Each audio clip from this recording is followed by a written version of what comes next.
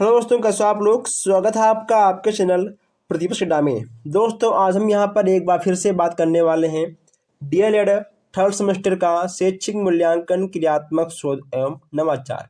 इसका आपका पहला क्लास हो चुका है। अगर आपने अभी तक नहीं देखा है तो इसका लिंक आपको डिस्क्रिप्शन में मिल जाएगा, आप जाकर वहाँ से देख सकते हैं।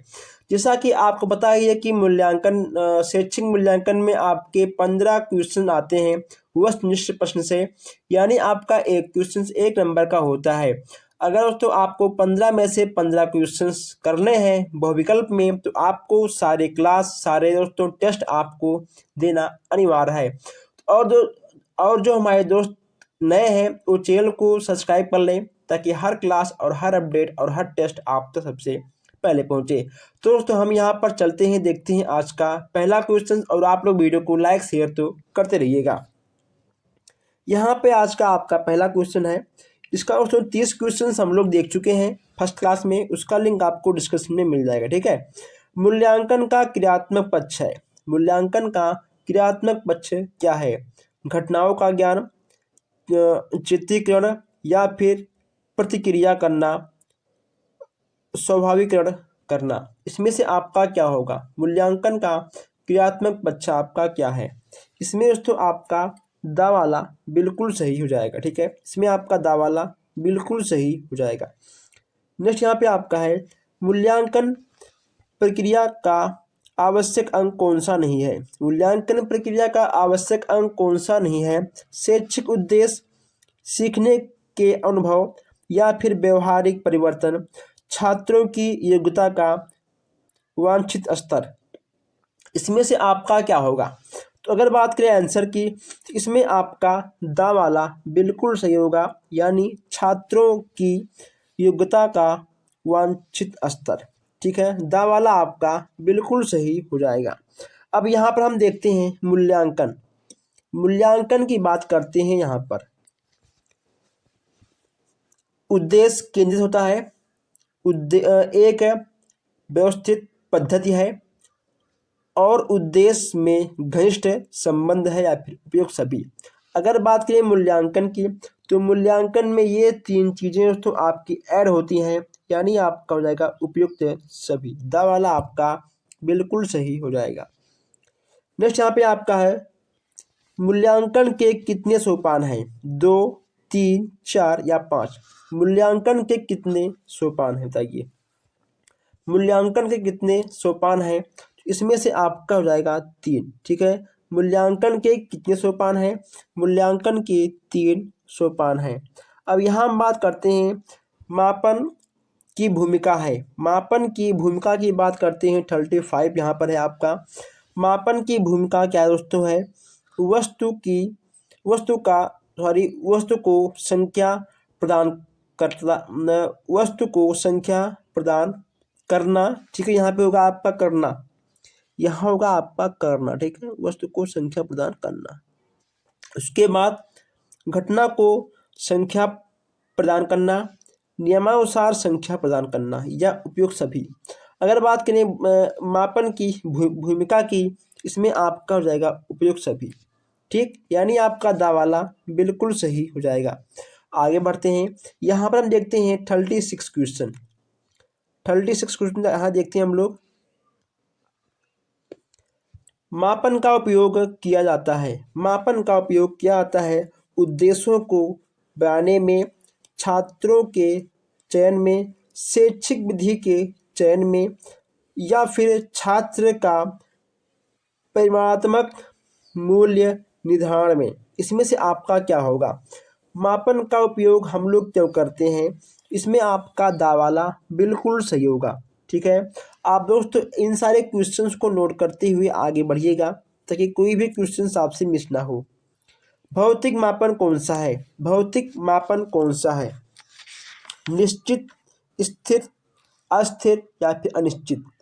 इसमें आपका क्या होगा? भौतिक मापन की बात यहाँ पे की जा रही है, तो भौतिक मापन आपका दोस्तों हमेशा होगा स्थिर, ठीक है। स्थिर होगा आपका। बा वाला आपका बिल्कुल सही हो जाएगा। नेक्स्ट यहाँ पे आपका है 38 दक्षता आधारित मूल्यांकन है। इसमें से आपका क्या होगा? इसमें दोस्तों आपका आ और बा दोनों बिल्कुल सही हो जाएगा। हम इन सारे क्वेश्चंस को जब हम आपको नोट्स लिखवाए थे तो हमने आपको बहुत ही अच्छे से उसमें समझाया भी था और पढ़ाया भी था। यहाँ पे आपका 39 है। कक्षोन्नति का प्रमुख साधन कौन सा है? मासिक परीक्षा या फिर त्रैमासिक परीक्षा जो कि 3 महीने बाद होता है, वार्षिक परीक्षा या फिर ये सभी। अगर दोस्तों किसी भी बालक को आपको एक क्लास, अगर से दोस्तों मान लो कोई भी बालक कक्षा 4 में है, अगर ठीक है दोस्तों उसे कक्षा 5 में ना पढ़ाकर आप उसे कक्षा 6 में करना चाहते हो तो आप उसका पहले वार्षिक परीक्षा लेंगे। अगर उसने वार्षिक परीक्षा में कक्षा 4 में 100 में से 100 अंक लाए या फिर दोस्तों अगर उसका अच्छा रिस्पांस हुआ तो आप उसे कक्षा 5 छोड़कर आप उसे डायरेक्ट कक्षा 6 में भी कर सकते हो। ठीक है दोस्तों, ये होता है आपका कक्षा उन्नति। नेक्स्ट यहाँ पे आपका है संज्ञानात्मक पक्ष। संज्ञानात्मक पक्ष आपका क्या होता है? सरल, छोटा, व्यापक या फिर बड़ा। इसमें आपका क्या होगा? तो संज्ञानात्मक पक्ष दोस्तों जो आपका होता है इसमें आपका ज्ञान बोध होता है और इसमें दोस्तों आपका देखिए होता है अनुप्रयोग। ठीक है, इसमें आपका हो जाएगा ज्ञान बोध और आपका हो जाएगा अनुप्रयोग। दोस्तों ये सारे आपके जो ऑप्शन है ये ठीक है, आपके सारे ऑप्शन गलत हैं। आप लिख लीजिएगा ज्ञान बोध। ठीक है, आपका हो जाएगा ज्ञान बोध और नेक्स्ट आपका हो जाएगा अनुप्रयोग। ठीक है, अनुप्रयोग, ये आपके हो जाएंगे ज्ञानात्मक पक्ष, ज्ञान बोध और अनुप्रयोग। आइए आगे बढ़ते हैं। ज्ञानात्मक पक्ष कौन सा होता है उसमें? ये ज्ञानात्मक पक्ष इसमें से आपका कौन सा है? ये आपको यहाँ पर सही क्वेश्चन देखने को मिल गया है। तो दोस्तों इसमें आपका हो जाएगा ज्ञान बोध और उसमें आपका ठीक हो जाएगा अनुप्रयोग। अभी हमने आपको आगे बताया था, यानी इसमें आपका सा वाला बिल्कुल सही हो जाएगा। नेक्स्ट यहाँ पे आपका है मूल्यांकन का क्षेत्र कौन सा है? मूल्यांकन का क्षेत्र कौन सा है? सरल, कठिन, व्यापक या आसान। मूल्यांकन की क्षेत्र की बात करते हैं, इसमें आपका हो जाएगा व्यापक। क्या होगा? व्यापक आपका बिल्कुल सही हो जाएगा। नेक्स्ट यहाँ पे आपका है ज्ञान तत्व विस्तार है। ज्ञान तत्व विस्तार है अनंत, निश्चित, सीमित या इनमें से कोई नहीं। ज्ञान तत्व विस्तार की बात किया जाए तो दोस्तों ज्ञान आपका होता है अनंत। ओके दोस्तों, आप जितना भी ज्ञान प्राप्त कर सकोगे आप कर पाओगे, यह आपका अनंत होता है। ठीक है, आ वाला आपका बिल्कुल सही है। नेक्स्ट यहाँ पे आपका है भावात्मक पक्ष को शामिल किया जाता है। भावात्मक पक्ष को आप किस में शामिल करते हैं ये भी यहाँ पे आपको बताना है। मान्यताएं या फिर मान्यताएं दोस्तों या फिर चित्रिक गुण, अभिवृत्तियां या ये सभी। तो भावात्मक पक्ष में आपके जब ये तीनों ही शामिल हैं यानी आपका हो जाएगा ये सभी। ये सभी आपके बिल्कुल सही हो जाएंगे। अब यहाँ बात करते हैं 45। प्राथमिक कक्षाओं में किस मूल्यांकन प्रविधि का प्रयोग किया आता है? प्राथमिक कक्षाओं में किस मूल्यांकन के प्रविधि का प्रयोग किया आता है, यही आपको यहाँ पर बताना है। तो दोस्तों अगर बात करें आंसर की, तो इसमें आपका क्या होगा? जांच, सूची या फिर संचयी आलेख। दोस्तों देखिए यहाँ पे आपका होगा संचयी आलेख। ठीक है, यहाँ होगा आपका संचयी आलेख या फिर निरीक्षण। तो इसमें आपका सा वाला बिल्कुल सही हो जाएगा। ठीक है, सा वाला आपका बिल्कुल सही हो जाएगा। चलिए आगे बढ़ते हैं। अब यहाँ देखते हैं प्रश्नावली किस सूची से संबंधित है। प्रश्नावली आपका किस सूची से संबंधित है ये भी आपको यहाँ पर बताना है। अगर बात करें प्रश्नावली किस सूची से संबंधित है, यानी दोस्तों अगर इसके आंसर की बात करें तो इसमें आपका आ वाला बिल्कुल सही हो जाएगा। कुछ हमारे भाई बहन ऐसे हैं जो वीडियो को देखते हैं, क्लास को लेते हैं कंटिन्यू, लेकिन वो चैनल को सब्सक्राइब नहीं करते हैं। ऐसा मत करिए, नहीं तो आगे आने वाले दोस्तों जो आपकी क्लास रहेंगे, अच्छे अच्छे लॉन्ग क्लास रहेंगे, जो 2 घंटे 1 घंटे के, वो क्लास आपसे कहीं मिस ना हो जाए और फिर आपका कहीं बैक ना आ जाए। इसीलिए आपका बैक ना आए, इसलिए आपको चैनल को सब्सक्राइब करना पड़ेगा। आप चैनल को सब्सक्राइब करिए और वीडियो को लाइक करिए, प्लस शेयर भी आप लोग इसे कर सकते हैं। नेक्स्ट यहाँ पे आपका है संज्ञानात्मक किससे संबंधित है। दोस्तों दोस्तों यहाँ पे आपका है साक्षात्कार। 1 मिनट। हाँ दोस्तों, साक्षात्कार आपका किससे संबंधित है, इसमें आपका क्या होगा, साक्षात्कार आपका किससे संबंधित है, प्रश्नावली से, अनुसूची से, या फिर चिन्हांकन सूची से, प्राप्तांक से। इसमें आपका क्या होगा, साक्षात्कार किससे संबंधित है, इसकी बात यहाँ पर की जा रही है। इसमें आपका देखिए क्या होगा, इसमें आपका हो जाएगा अनुसूची से। ठीक है, साक्षात्कार आपका अनुसूची से संबंधित है, यानी आपका बा वाला बिल्कुल सही हो जाएगा। अब यहाँ बात करते हैं 48 की। अशाब्दिक निर्धारण मापनी है। इसमें दोस्तों आपका क्या होगा, निर्धारण मापनी, स्थिर मापनी, आंतरिक मापनी दोस्तों, या फिर आत्म निर्धारण विधि। इसमें आपका क्या होगा दोस्तों, अगर बात करें आंसर की तो इसमें आपका हो जाएगा आत्म निर्धारण विधि। ठीक है, आपका दा वाला बिल्कुल सही हो जाएगा। नेक्स्ट यहाँ पे आपका है उत्तम परीक्षण की विशेषताएं क्या हैं। उत्तम परीक्षण की विशेषताएं क्या है दोस्तों, इसमें हम क्या बताएं, इस पर हम कई बार चर्चा कर चुके हैं और ये आपको पता होगा। इसमें आपका हो जाएगा उपयुक्त सभी। ठीक है, इसमें आपका दावाला बिल्कुल सही हो जाएगा। नेक्स्ट यहाँ पे आपका है शिक्षण अधिगम तथा मूल्यांकन एक दूसरे से संबंधित है, पूरक, घनिष्ठ, आवश्यक या इनमें से कोई नहीं। चलिए बताइए उसमें। इसमें आपका क्या होगा, इसमें आपका हो जाएगा घनिष्ठ।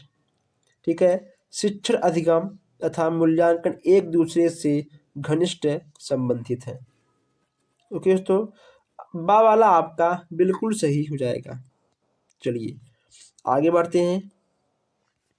51 आपका है, इसको थोड़ा हम जूम कर दें ताकि आपको अच्छे से दिखाई दे। मूल्यांकन के द्वारा ज्ञात किया जाता है, मूल्यांकन के द्वारा ज्ञात किया जाता है व्यक्ति के अधिगम स्तर को, समाज के अधिगम स्तर को, या फिर मनोवैज्ञानिक परीक्षण को, छात्र के अधिगम स्तर को। बताइए मूल्यांकन के द्वारा हम क्या ज्ञात करते हैं, ये चीज़ आपको यहाँ पर बताना है। तो इसमें आपका हो जाएगा छात्र के अधिगम स्तर को। ठीक है, यानी छात्र के अधिगम स्तर की बात करें तो छात्र ने कितना सीखा, कितना नहीं सीखा, क्या कमी है, वह किस चीज़ को क्यों नहीं सीख पाया, हर चीज़ का मूल्यांकन करना बहुत ही आवश्यक होता है। मूल्यांकन उपकरण को क्या कहा जाता है, वैध, अवैध, समान या फिर टिकाऊ। तो दोस्तों इसमें आपका क्या होगा, मूल्यांकन उपकरण को क्या कहा जाता है, वैध। ओके दोस्तों, वैध यानी आपका आ वाला बिल्कुल सही हो जाएगा। और यहाँ पर हम बात करते हैं 53 क्वेश्चन की। चलिए यहाँ पे आपका 53 है, कौन अच्छे परीक्षण की विशेषता नहीं है, कौन अच्छे परीक्षण की विशेषता नहीं है। इसमें आपका क्या होगा, विश्वसनीयता, या फिर वैधता, वस्तुनिष्ठता, या फिर संक्षिप्तता। दोस्तों इसमें आपका क्या होगा, इसमें तो आपका बा वाला बिल्कुल सही हो जाएगा, यानी आपका जो गलत है वही आपका सही होगा। बा वाले पर आप टिक जरूर लगाएंगे। नेक्स्ट यहाँ पे आपका है 54 पुनः बलन। दोस्तों ओके दोस्तों, पुनः बलन की विधियां हैं सतत मूल्यांकन में पुनर्बलन, या फिर मासिक मूल्यांकन में, आ और बा दोनों में, या फिर इनमें सभी में। तो इसमें आपका हो जाएगा सा वाला, सा वाला आपका बिल्कुल सही हो जाएगा। परिवर्तन प्राकृत का एक नियम है, परिवर्तन प्राकृत का दोस्तों एक नियम है, यानी दोस्तों हर चीज़ परिवर्तन होती है, या फिर इंसान हुआ, या फिर दोस्तों कोई भी टेक्निकल चीज़ हुई, हर चीज़ बदलता है दोस्तों, और बदलना भी आवश्यक है। तो परिवर्तन प्रकृति का एक नियम है या दोस्तों आपका शाश्वत नियम है। ठीक है दोस्तों, यह आपका निश्चित अनिश्चित नियम नहीं होगा, आपका होगा शाश्वत नियम। ठीक है, परिवर्तन प्रकृति का एक शाश्वत नियम है। आप इसको 3 स्टार में लगा लीजिएगा। ठीक है दोस्तों, ये क्वेश्चन आ सकता है। परिवर्तन प्रकृति का एक शाश्वत नियम है। चलिए अब यहाँ देखते हैं 56 क्वेश्चन। और जो हमारे भाई बहन अभी तक भी वीडियो को लाइक नहीं किए हैं, लाइक कर दें ताकि कोई भी क्लास आपसे मिस ना हो। आपके एक लाइक से हमें थोड़ा सा मोटिवेशन मिलता है, ताकि ऐसे ही अच्छे अच्छे क्लास हम आपके लिए लेके आते रहें, और इससे और लाइक से कुछ नहीं होता। नेक्स्ट यहाँ पे आपका है, नवाचार का निर्माण किया जाता है नैतिक आधार पर, मनोवैज्ञानिक आधार पर, सामाजिक आधार पर, या फिर ये सभी। इसमें से आपका क्या होगा? नवाचार का दोस्तों निर्माण किया जाता है, इसमें आपका हो जाएगा मनोवैज्ञानिक के आधार पर। ठीक है, नवाचार का निर्माण आपका मनोवैज्ञानिक के आधार पर किया जाता है। यहाँ बात करते हैं 57, प्रार्थना स्थल की क्या गतिविधियां हैं? प्रार्थना स्थल की क्या गतिविधियां हैं? स्वच्छता, राष्ट्रीय गीत, या फिर सद्विचार, या उपयुक्त सभी चीज़ें। ओके दोस्तों, ये 3 चीज़ें होना बहुत ही आवश्यक है एक प्रार्थना स्थल पर, यानी आपका ये सभी बिल्कुल सही हो जाएगा। चलिए नेक्स्ट यहाँ पे आपका है, पाठक्रम सहगामी क्रियाओं को कितने अंगों में बांटा जा सकता है? 4, 2, 5 या 3। पाठक्रम सहगामी क्रियाओं को कितने अंगों में बांटा जा सकता है? तो दोस्तों इसमें आपका क्या होगा? इसमें आपका हो जाएगा 2। ठीक है, 2 आपका बिल्कुल सही हो जाएगा। अब यहाँ हम थोड़ा बात कर लें शिक्षण से। शिक्षण से क्या तात्पर्य है? शिक्षण से क्या तात्पर्य है? सीखना, पढ़ना, शिक्षा प्रदान करना, या फिर ये सभी। इसमें से आपका क्या होगा? शिक्षण से क्या तात्पर्य है? इसमें दोस्तों आपका हो जाएगा ये सभी। ठीक है, आपका सीखना, पढ़ना, शिक्षा प्रदान करना, ये आपके तीनों होंगे, यानी आपका ये सभी बिल्कुल सही हो जाएगा। नेक्स्ट यहाँ पे आपका है, शिक्षण एक है। शिक्षण आपका एक क्या है? प्रक्रिया है, व्यवहार है, संबंध है, या इनमें से कोई नहीं? बताइए दोस्तों, इसमें से आपका क्या होगा? तो शिक्षण आपका एक प्रकार का दोस्तों क्या है? शिक्षण आपका एक प्रकार का क्या है? अगर मान लो आपसे ऐसे ही क्वेश्चन पूछ ले तो आप इसका दोस्तों आंसर क्या दोगे? शिक्षण आपका दोस्तों एक प्रकार का व्यवहार है, प्रक्रिया है, या फिर संबंध है, ये आपको यहाँ पर बताना है। इसमें आपका होगा संबंध। क्या होगा दोस्तों? इसमें आपका संबंध हो जाएगा। शिक्षण एक प्रकार का संबंध है। तो दोस्तों आप लोग कमेंट करिए कि आखिर आपके कितने क्वेश्चन सही गए हैं। अगर आपका कोई भी क्वेश्चन में किसी भी प्रकार का डाउट हो तो आप हमसे कमेंट बॉक्स में पूछ सकते हो। और जो हमारे भाई बहन नए हैं वो चैनल को सब्सक्राइब कर लें, ताकि कोई भी क्लास, कोई भी अपडेट, कोई भी टेस्ट, कोई भी प्रैक्टिस सेट आपसे ना छूटे। ओके दोस्तों बस आज के लिए इतना ही। हम मिलते हैं फिर नेक्स्ट वीडियो में, नेक्स्ट क्लास में अच्छे अच्छे क्वेश्चन के साथ और नए नए क्वेश्चन के साथ। आप वीडियो को लाइक से करते रहिएगा। धन्यवाद।